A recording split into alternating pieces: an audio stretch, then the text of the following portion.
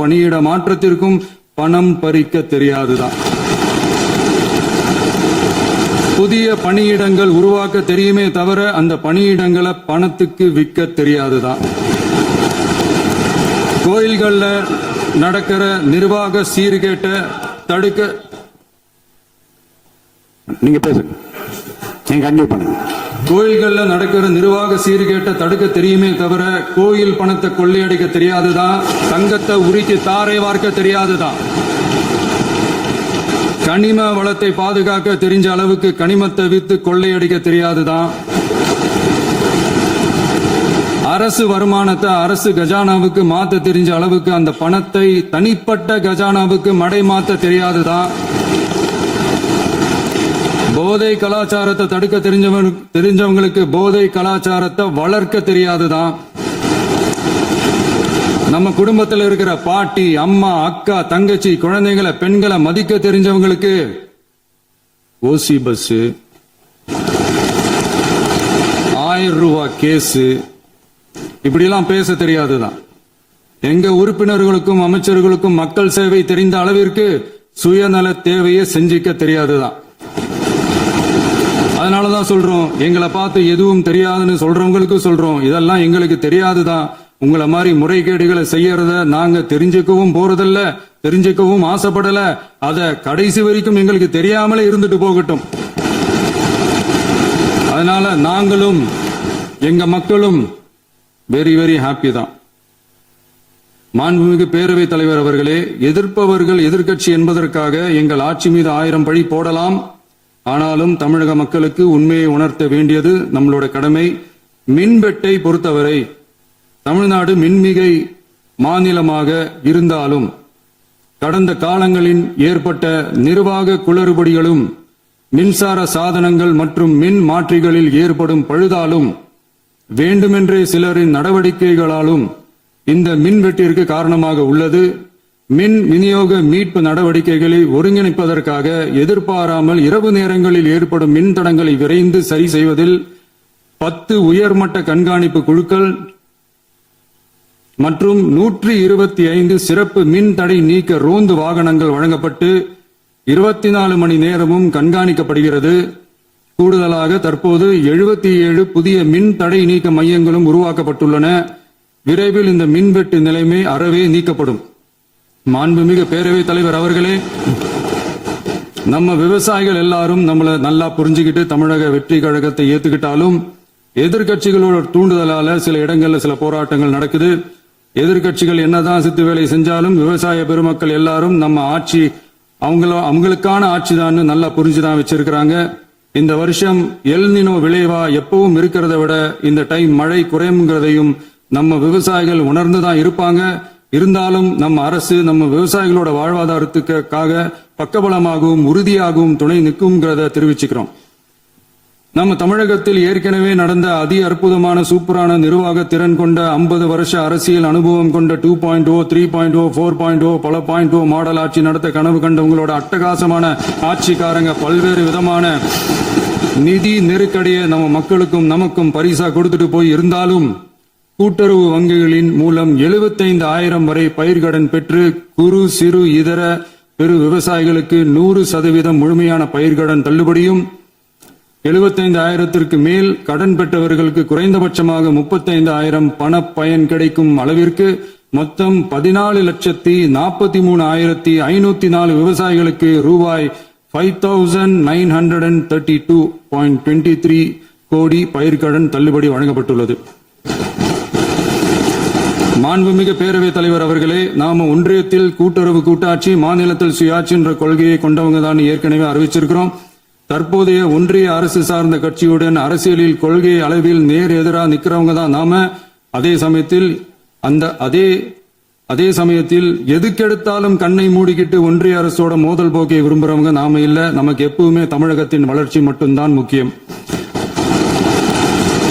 அதுக்காக நம்மளோட அரசியல் ரீதியான கொள்கைகளையோ மாநில உரிமைகளையோ கொஞ்சம் கூட விட்டு கொடுக்கவே மாட்டோம். அதுல ரொம்ப தெளிவாகவும் உறுதியாகவும் இருக்கிறோம். இனியும் இப்படித்தான் இருப்போம். அதுல ஒருபோதும் மாற்றமே இருக்காது. அதனால இதுல யாரு திசை திருப்ப வேலையில் ஈடுபட்டாலும் அவங்க எல்லாரும் மக்கள் மத்தியில் தோற்பது உறுதி. எனவே நம்ம மக்களுக்கோ சிறுபான்மை சகோதரர்களுக்கோ நம்ம ஆதரவு இயக்கங்களுக்கோ எந்தவித சந்தேகமும் வேண்டாம். நாம் யாரோட டீமும் இல்ல, நாம எப்பவுமே பியூரான பீப்புள்ஸ் டீம். இன்னும் சொல்ல போனா நாம secular team, social justice team. மாண்புமிகு பேரவைத் தலைவர் அவர்களே, அரசு விழாக்கள், கல்வி நிறுவனங்கள் மற்றும் பல அதிகாரப்பூர்வ நிகழ்ச்சிகளோட தொடக்கத்துல நம்ம தமிழ்தாய் வாழ்த்த பாடுறதுதான் வழக்கமா இருக்கு. தமிழ்தாய் வாழ்த்த பொறுத்த வரைக்கும் நம் அரசு இதுல நம்மளோட உறுதியான நிலைப்பாட்டை ஒன்றிய அரசுக்கு மிக தெளிவா தெரிவிச்சிருக்கு. அது இல்லாம இதில் மாநில அரசின் கொள்கைக்கு ஏற்ப ஒன்றிய அரசின் அறிவிக்கையில் திருத்தம் மேற்கொள்ள கோரிக்கையும் விடுக்கப்பட்டுள்ளது. நீட் தேர்வை பொறுத்தவரை கிராமப்புற மற்றும் பொருளாதார ரீதியாக பின்தங்கிய மாணவர்களுக்கு சமமான வாய்ப்பை வழங்குவதில்லை. மருத்துவ கல்வியில் சமூக நீதி மற்றும் சம வாய்ப்பை நீட் பாதிக்கிறது என்பதை உணர்கிறோம். எனவே மருத்துவ படிப்புகளுக்கான சேர்க்கையை 12ஆம் வகுப்பு மதிப்பெண்களின் அடிப்படையில் நடத்த வேண்டும் என்று நமது அரசு வலியுறுத்தி வருகிறது. மத்திய அரசிடம் நீட்டிலிருந்து தமிழ்நாட்டிற்கு விலக்கு வழங்க வேண்டும் என்று கோரிக்கை விடுத்துள்ளது. மாண்புமிகு பேரவைத் தலைவர் அவர்களே, பேரறிஞர் அண்ணா அவர்கள் தலைமையிலான அரசு 1968இல் இருமொழி கொள்கையை நடைமுறைப்படுத்தியது. தமிழ் ஆட்சி மொழி, தமிழ் மொழியை பாதுகாப்பது, மாணவர்களுக்கு ஆங்கிலத்தின் மூலம் உலக அளவிலான வாய்ப்புகளை வழங்குவது, எந்த ஒரு மொழியையும் கட்டாயமாக திணிப்பதை தவிர்ப்பது மற்றும் எதிர்ப்பது, நிலத்தின் மொழி மற்றும் பண்பாட்டு அடையாளத்தை பேணுவது என்பதை நம் தமிழக வெற்றிக் கழக ஆட்சி ஏற்றுக்கொண்டுள்ளது. எனவே தமிழ்நாட்டில் தமிழ் ஆட்சி மொழி மற்றும் இருமொழி கொள்கை என்பதில் நமக்கு மாற்று கருத்தே இல்லை.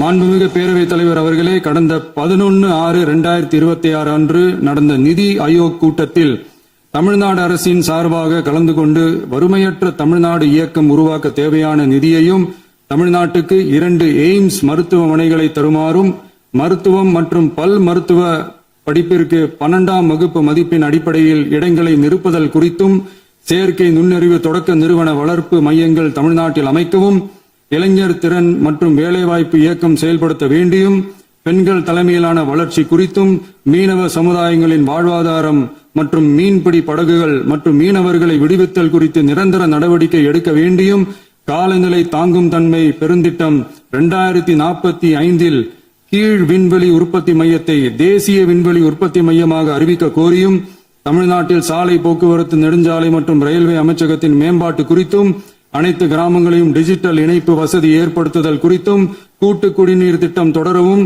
அரசின் விழாக்களில் தமிழ்தாய் வாழ்த்துக்கான முதலிடத்திற்கான கோரிக்கையும், மேகதாது அணை கட்டுமான நிறுத்தத்தை உறுதிப்படுத்தவும், மாநிலத்தின் மீது மும்மொழி கொள்கையை வற்புறுத்தாமல் புதிய கல்விக் கொள்கையை திணிக்காமல் தமிழகத்திற்கான கல்வித் தொகை ரூபாய் 3284 கோடியை விடுவிக்க கோரியும், ஆண்டுதோறும் 5 லட்சம் இளைஞர்களுக்கு உதவித் தொகையுடன் கூடிய பணியினை தொழில்நுட்ப பயிற்சி வழங்க ஒத்துழைப்பு வழங்குமாறும், ஒகேனக்கல் 3ஆம் கட்ட கூட்டு குடிநீர் திட்டத்திற்கான நிதி ரூபாய் 2283.40 விடுவிக்கவும், வேலை வாய்ப்பு மற்றும் வாழ்வாதாரத்துக்கான உத்தரவாத திட்டத்தின் கீழ் வேலை வாய்ப்புகளை உருவாக்க உடனடி நடவடிக்கை மேற்கொள்ள வேண்டியும் மற்றும் திருக்குறளை தேசிய இலக்கியமாக அறிவிக்குமாறும் தமிழ்நாடு சார்பில் பேசியுள்ளோம் என்பதை தெரிவித்துக் கொள்கிறோம்.